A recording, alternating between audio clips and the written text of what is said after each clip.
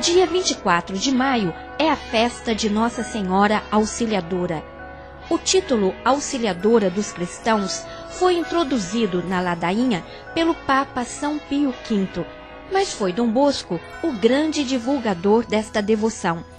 Em 1862, ele iniciou em Turim a construção de uma grande basílica dedicada a Nossa Senhora Auxiliadora. Em 1500 já se conhecia essa devoção, está na ladainha de Nossa Senhora.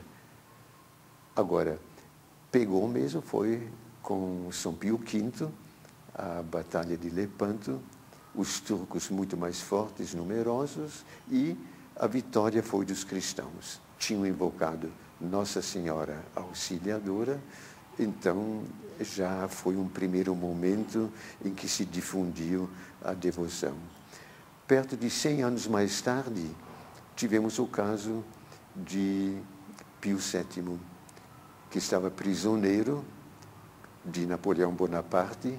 Ele não queria ceder os estados pontifícios, então estava preso e muita gente rezando por ele.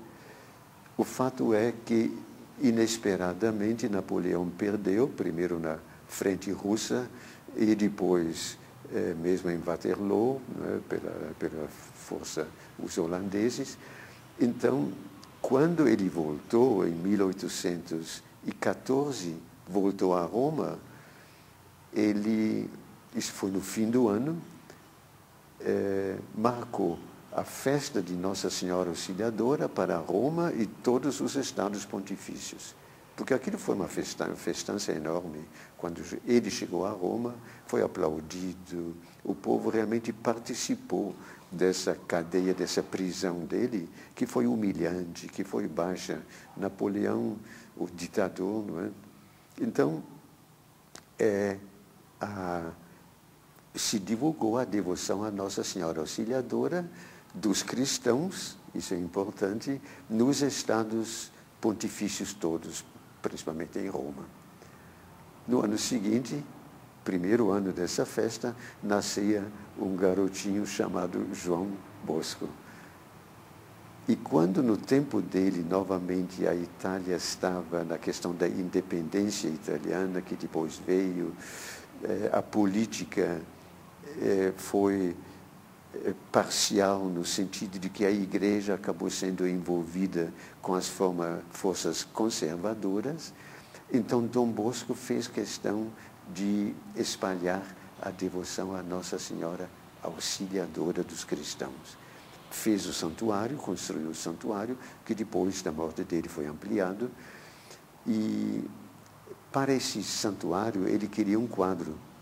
Pintor Lorenzoni, é lembrado na congregação, falou para Dom Bosco, tudo que o senhor quer colocar nesse quadro não dá, tem que ser uma praça pública, porque a igreja não dá conta de uma tela deste tamanho.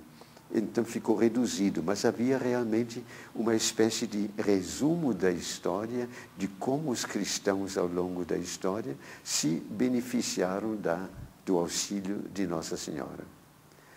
Bem, é interessante notar que neste ano de 2011, o Papa Bento XVI novamente invocou Nossa Senhora Auxiliadora. Ele sabia dessa história toda, ele sabe, invocou para que ela proteja a China. Aliás, ela é padroeira da China e é o nosso santuário lá na China, agora não me vem o nome da cidade, é o Santuário Nacional da Padroeira, Nossa Senhora Auxiliadora dos cristãos. Então ele pediu aos cristãos do mundo inteiro que rezassem pela China para que haja mais liberdade religiosa. Agora, como atualizar isto? Eu diria, primeiro, é interessante que as devoções normalmente são coisa da emoção, do sentimento. Dar uma dimensão política a esse sentimento, a essas emoções, não é fácil sem invadir uma cultura, a cultura popular. Então, seria um trabalho educativo nosso de mostrar que o eu sempre depende de nós. Toda essa educação política podia também tomar como tema Nossa Senhora Auxiliadora, mas não só dos cristãos, de todo mundo. Porque Nossa Senhora pode ajudar os outros a nos compreenderem melhor. E nós a compreendemos melhor os outros. Então, aí vem uma reflexão, seria um segundo ponto de atualização. Os errados normalmente são os outros. Então, quando o fundamentalismo hinduísta queima igrejas dos cristãos, etc., quando no Afeganistão, no Egito, quando em todo o norte da África, praticamente, os cristãos estão passando momentos difíceis, então somos nós que não somos entendidos.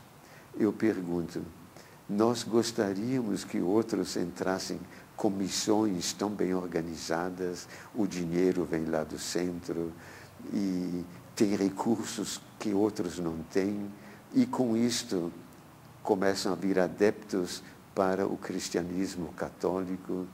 É claro que isso deixa os outros de mal conosco.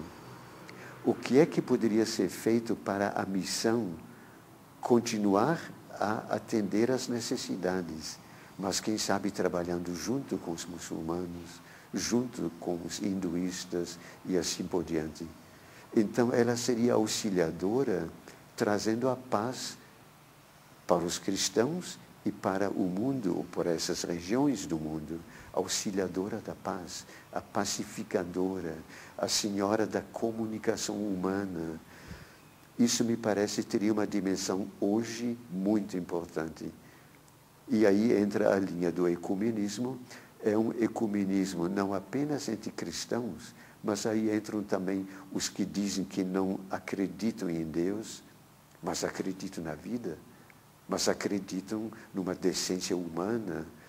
Então, ela seria auxiliadora em todos esses domínios. O quadro de Lorenzoni, caber numa igreja, não vai caber.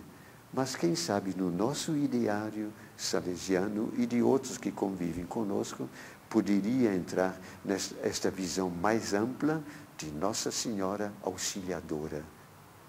Paramos aí, não colocamos, então, nesse caso, dos cristãos, também dos cristãos. A pergunta que me veio foi sobre Nossa Senhora Auxiliadora. Mas antes eu queria colocar um pressuposto que vem do Concílio Vaticano II. A grande orientação desse concílio, trabalhando a questão da Mariologia de Maria, colocou dentro um capítulo 8º, dentro da Lumen Gentium, e trabalhou sobre 2 aspectos fundamentais: a Virgem Maria no mistério de Cristo e da Igreja. Portanto, tudo que se possa falar, tudo que de devoção mariana houver dentro da Igreja, popular ou mais erudita, ela tem que se orientar dentro desse parâmetro, fugindo de 2 posições. Uma que seria a maximalista, exaltar a Virgem Maria como se ela fosse algo fora do mundo das criaturas, alguém fora do mundo das criaturas. Ou, simplesmente, o minimalismo é praticamente desconhecer ou diminuir o seu papel dentro do projeto salvífico de Deus. Acho que é dentro dessa perspectiva que a gente pode colocar a questão dos títulos marianos e, em particular, a questão nossa, dos salesianos, a devoção à Nossa Senhora Auxiliadora. Então, essa devoção, ela se situa dentro dessa perspectiva. Ela é auxiliadora, mas dentro do grande projeto de mediação que é feito por Cristo. Portanto, está submetido totalmente à mediação do Cristo. Ele é o único mediador. Nossa Senhora não é nenhuma mediadora no sentido autônomo, né?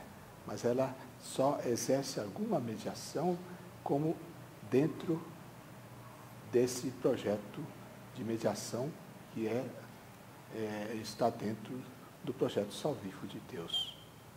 Segundo ponto, eu gostaria de trabalhar a questão da mediação, porque a auxiliadora é mediação, né?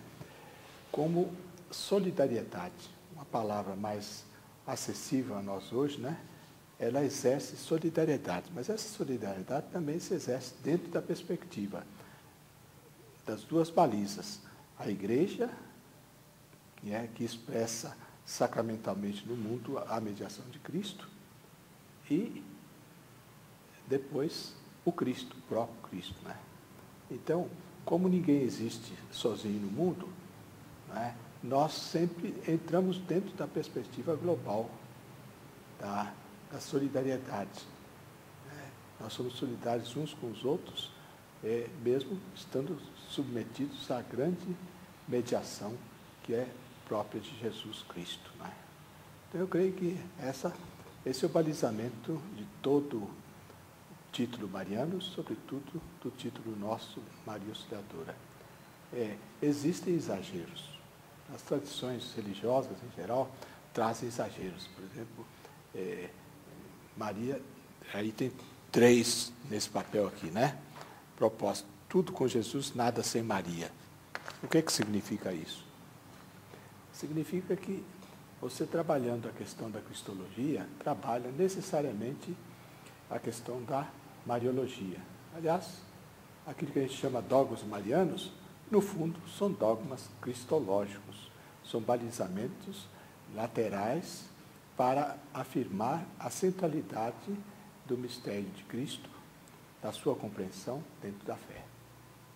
Ave Maria, cheia sois de graça, o Senhor é convosco, bendito sois entre as mulheres, bendito é o fruto do vosso ventre, nasceu Jesus. Santa Maria, Virgem Mãe de Deus, rogai por nós, Mãe dos pecadores, agora e na hora da nossa morte. Amém. Jesus, Maria e José.